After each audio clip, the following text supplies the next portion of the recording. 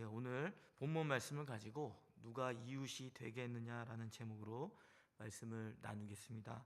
오늘 예수님은 자신을 시험하러 온 율법사에게 영생의 길을 가기 위해서 특별히 하나님을 사랑할 뿐만 아니라 이웃 사랑을 실천해야 함을 깨닫게 해주고 있습니다. 또한 마리아와 마르다의 이야기를 언급하는데 하나님의 사랑이 먼저 무엇인지를 우리에게 알려주고 있는 내용들을 담고 있습니다. 근데 오늘 특별히 하나님을 시험하러 온 율법 교사의 그 내용을 중심으로 우리가 누가 이웃이 되겠느냐라는 그 말씀을 통해서 귀한 은혜를 받는 시간이 되기를 바랍니다.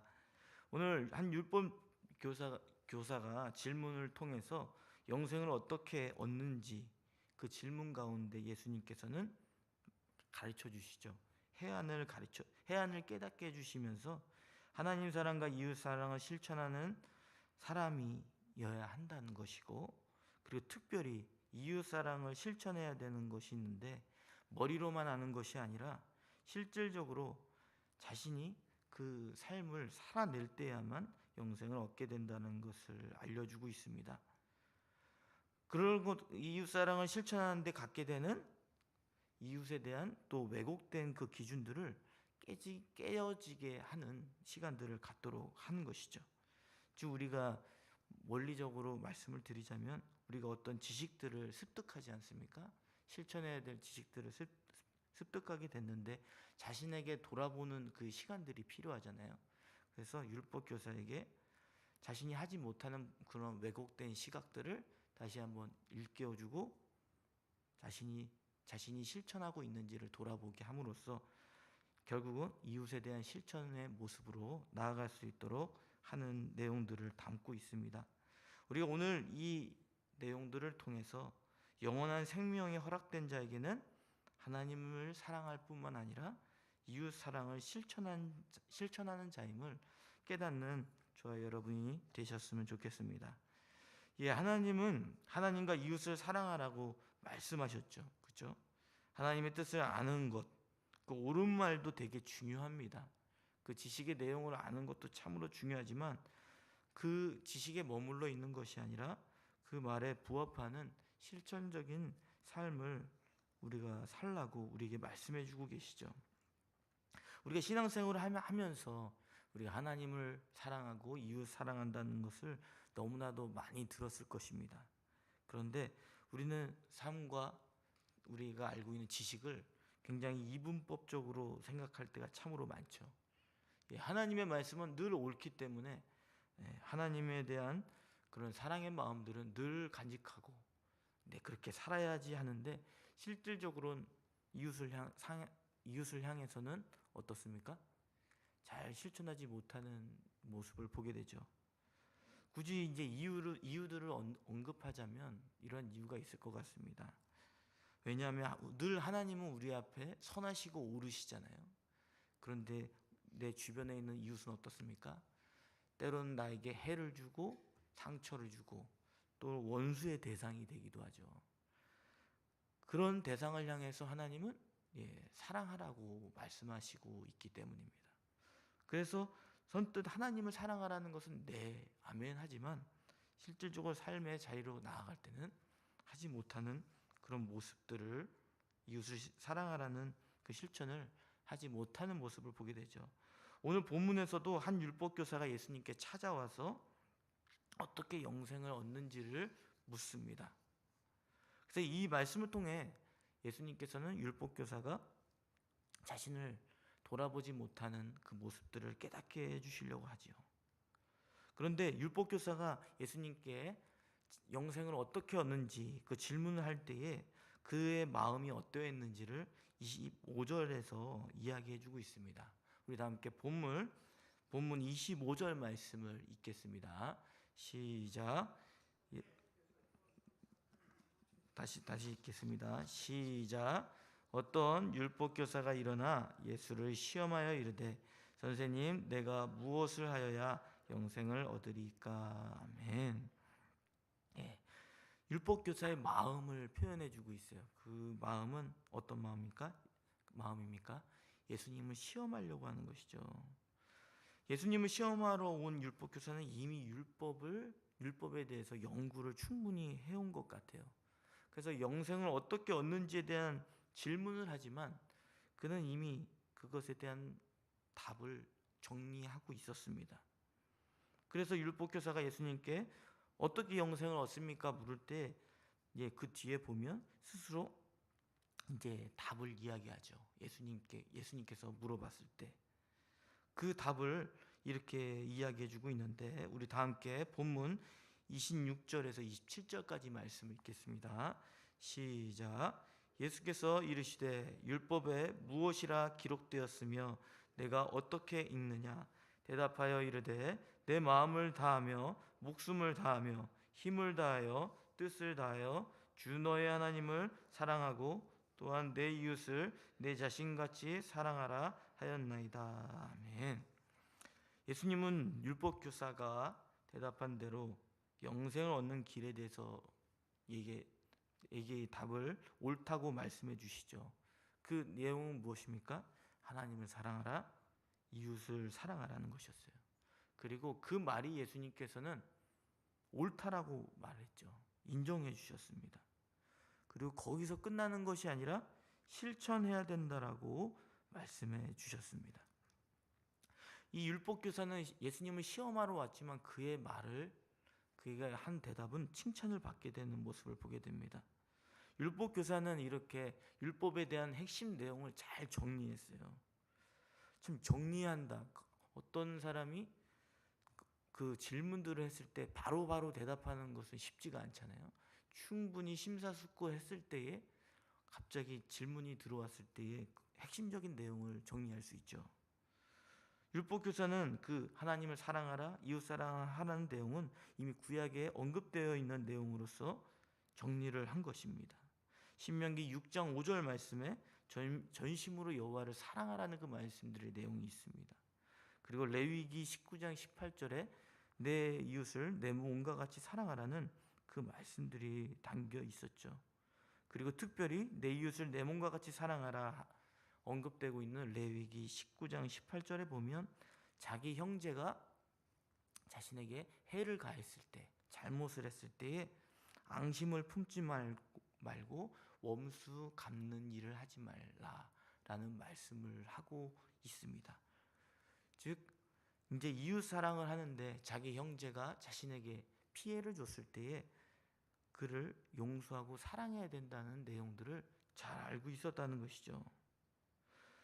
이렇게 예수님은 이 율법교사를 칭찬하고 말씀하셨지만 예수님은 다시 이제 율법교사는 다시 자신이 옳게 보이려고 예수님께 질문하는 모습을 보게 됩니다.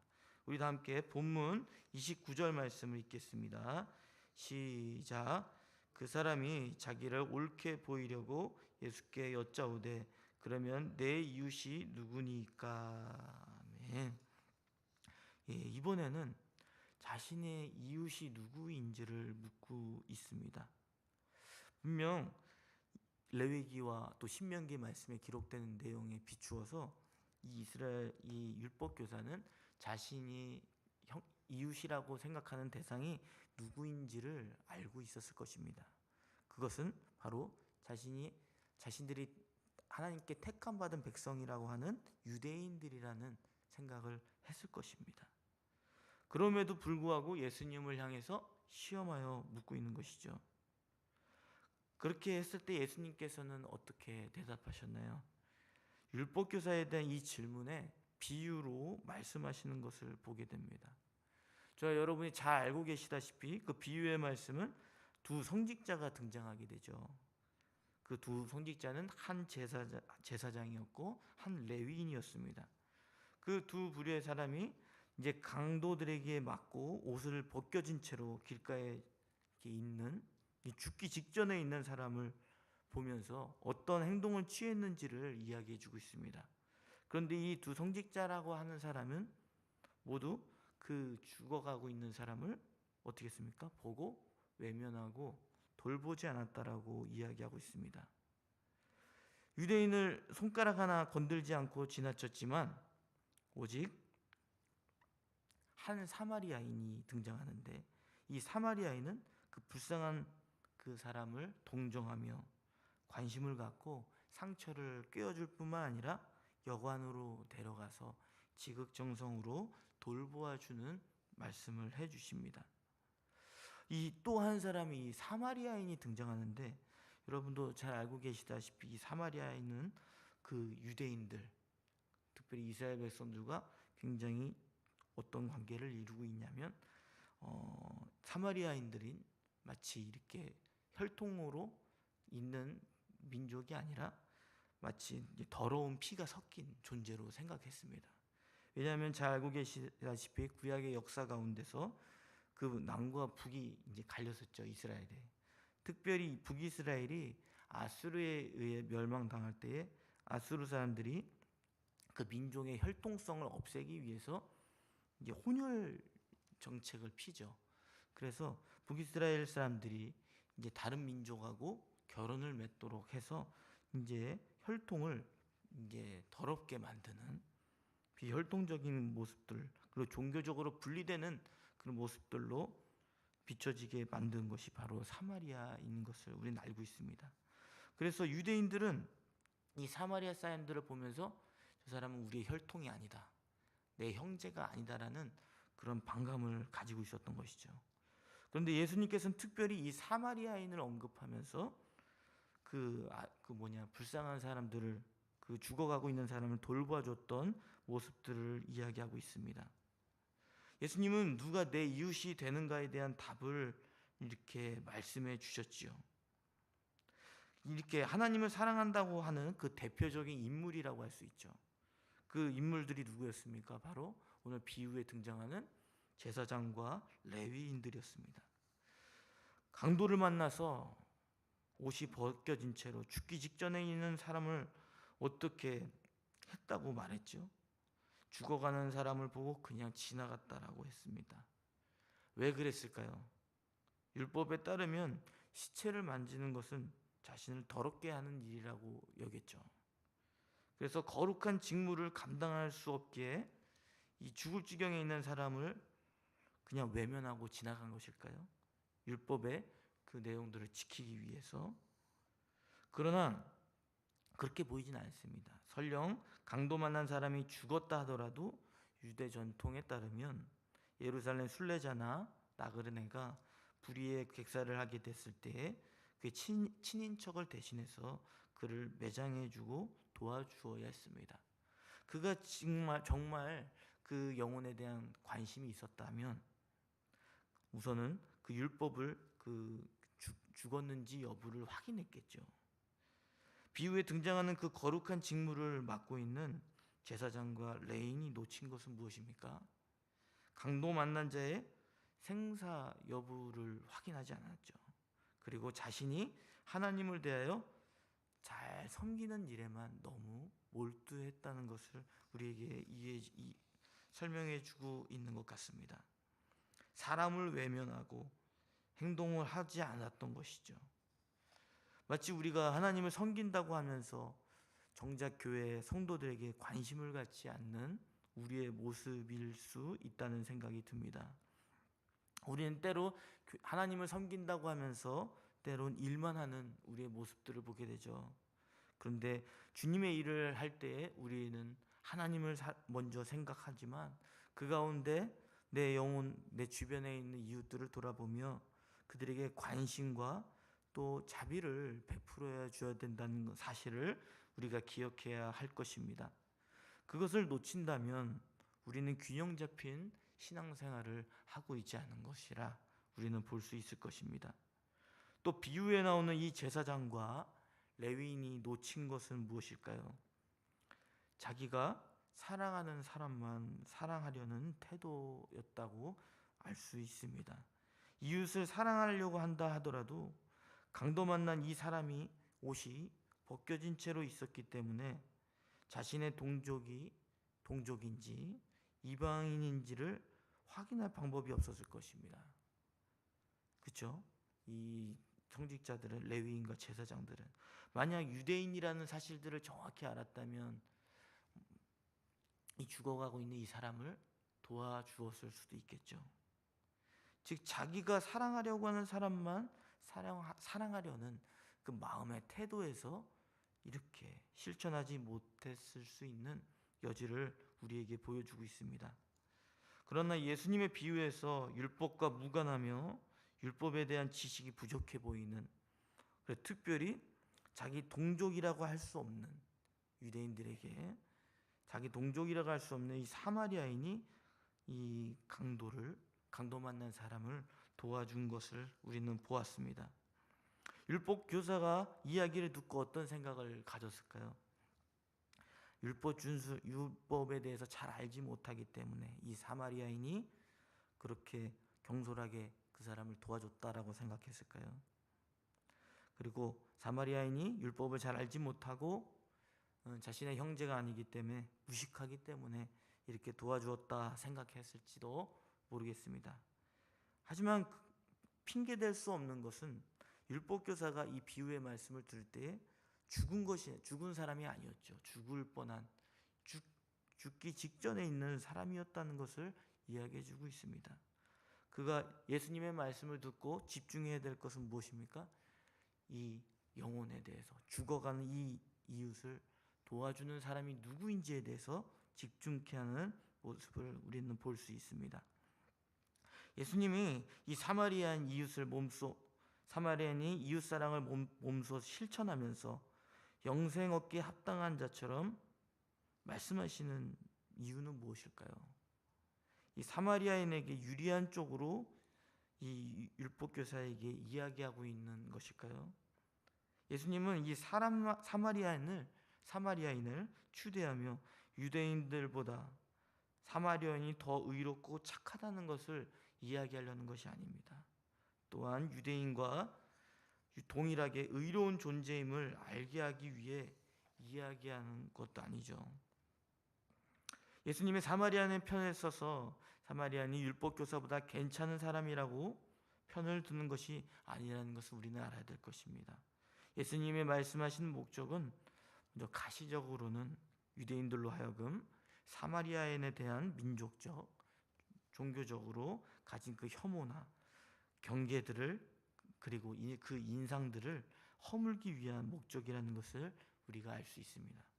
또한 누가 내 이웃이냐가 아니라 도움이 필요한 어떤 대상이든지 간에 그것이 나의 원수가 될 수 있는 대상이어도 그들에게 사랑을 나타내야 된다는 것을 알려주고 있는 것입니다. 그래서 예수님께서는 이 비유를 말씀하시고 이렇게 말씀하시죠.